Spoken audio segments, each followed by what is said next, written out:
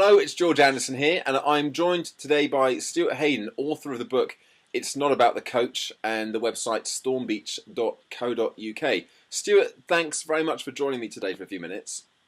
Thank you for having me, George. Very great to be here. Now, we've had a few conversations over the last few weeks and months, and I'm really kind of intrigued by your approach, because unlike many coaches who really focus on the coaching process, you're much more about the coachee, which is a novel kind of concept, an old term, and actually improving somebody's ability to respond to that coaching. So I wanted to ask you a little bit more about that, and I know obviously a lot of the mechanics of this will be in your book, but in a nutshell, what is coachability? Coachability is the ability to respond to coaching, and a lot of what we've got in terms of literature, in terms of other books, in terms of our knowledge out there, often points towards the coach, which is great. You know, coaches need to be prepared and qualified and trained, accredited, etc., depending on what context they work in. But the thing is, of course, there's at least two people involved. There's a coach and coachee or athlete or whatever words you want to use. So it's also about the ability for that person to respond well to that coach. Because if they're not responding, if they're not ready for that, then they won't be ready for the coaching. It doesn't matter how world-class the coaching might be. If they're not ready for it, then often it doesn't really get anywhere near high performance most of the time. How do you know if somebody is... I mean, are more people naturally more coachable than others? There is a bit of that. It depends if you kind of look back to, take yourself personally as to what you've done and who you've worked with in the past. So, I talk about in the book, which I've got a copy of here, so you can see it. It is formal. It's the book itself. Is that I was in Scouts, and I had a great Scout leader that I really looked up to, and it was a kind of life thing, really. Someone who kind of nurtured me in those early teenage years. Had a great teacher when I was 11.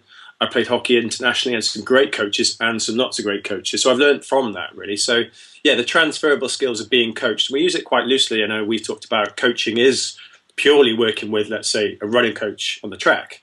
But there's also the ability to kind of read, take in articles, podcasts. That's still coaching. Something that comes in and challenges your current existence about what you do, that I would term as coaching. So yeah, it does depend on what you've done and who you've worked with in the past, definitely. Because I think a lot of people will read stuff and they'll listen to podcasts and watch interviews and DVDs and videos and self-help books, but they won't necessarily then do anything with that information. So that doesn't become action. So presumably coachability is the ability to take that information on board and change your behaviours and to actually get better results. Yeah, exactly. And it's the right pace of doing that as well, because you might listen to a podcast or speak to someone in the running club and not do anything with it for 6 months, which would probably be too slow.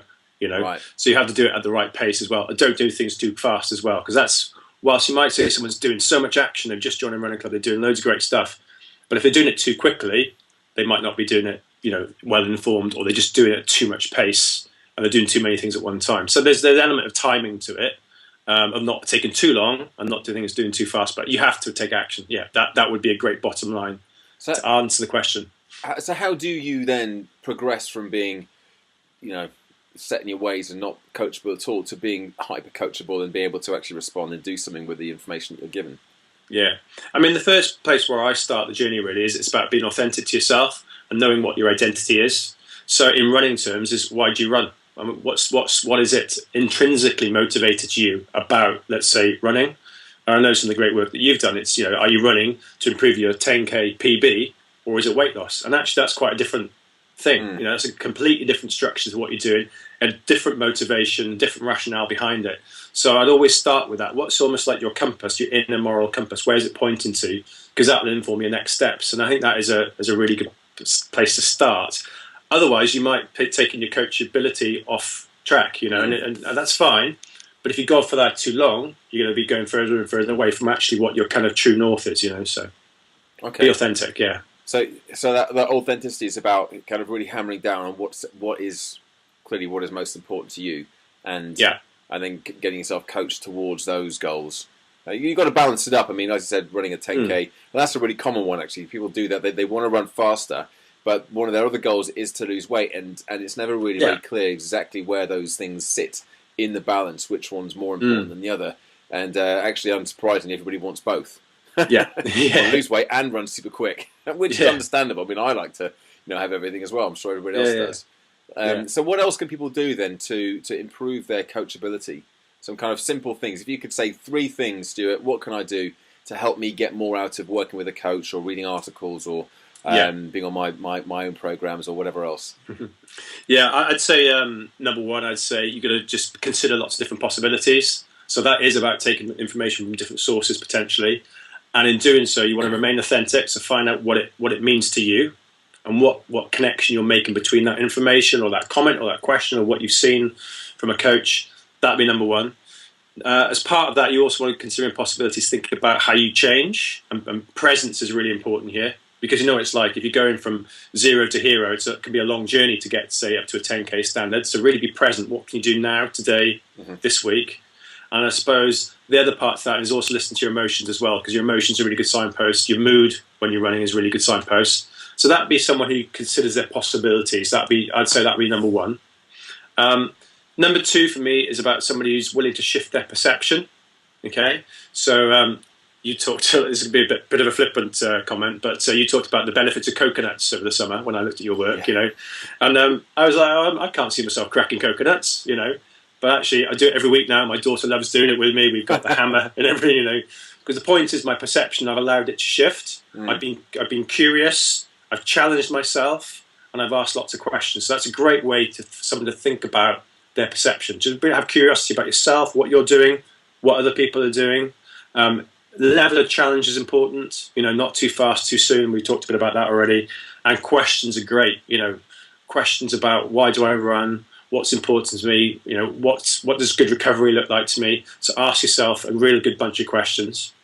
And then I suppose third of all, you've got to come, as you mentioned earlier, the action. You've got to come to that performance line. You've got to see something different change.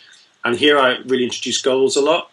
And I appreciate people like to have goals at the start. I'm going to join a running club and have goals. That's great and valid, but really you want those goals really well formed further down the line. And that's when you're making sure that your goals are linked up to who you're being authentically. Definitely change systems around you, people around you, the resources around you, that kind of network around you.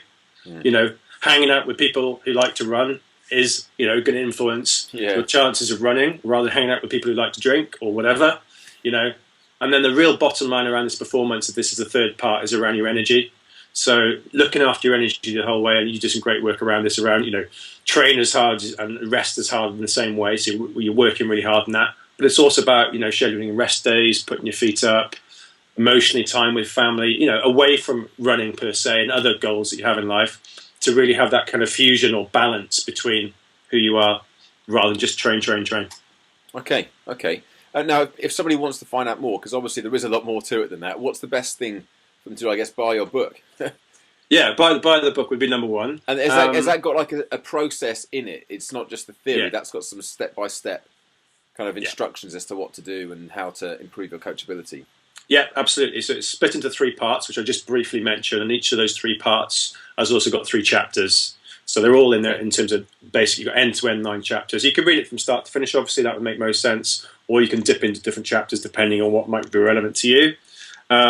Also, as of yesterday, I've just released an online course as well of the book, which is split into 2 online courses. And the good news is it's free of charge at the moment. So if you go to the website, which is www.stormbeach.co.uk, you can get free access to that. So the book, if you like, it's a narrative. You've got to sit down and read the book. There's an ebook as well. But whereas the online course is more interactive. So it's me with video with a bit sort of more practical exercises.